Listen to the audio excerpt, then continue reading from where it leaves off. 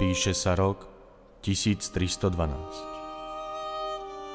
Bol som poverený kráľom Janom, aby som zaznamenal nasledujúce udalosti. Krajinou sa nesie podivná pretucha zla, ktorú predvídali viacerí učenci.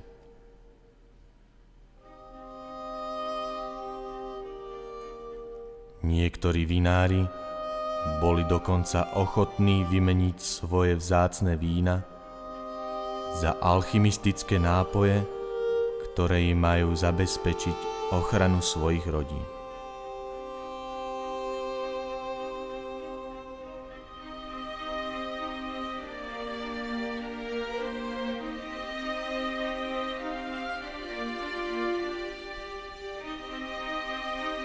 V tejto zvláštnej dobe sa stretávame aj s krásou starších ráz, ktorá v nás vyvoláva iskričku nádeje.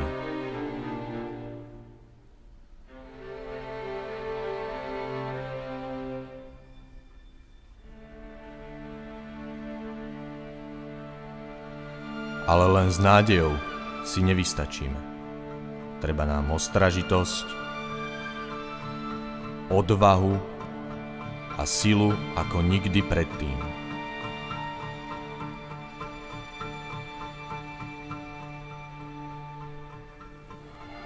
Inak sa temnota cez nás prevalí a po nás zostanú iba prázdne hroby, nad ktorými by nikto nedržal stráž.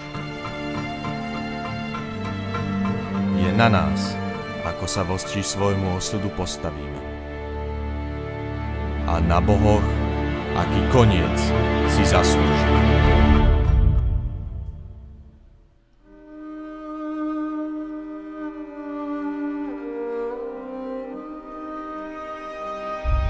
Je na čase vydať sa na cestu do vlčích skál.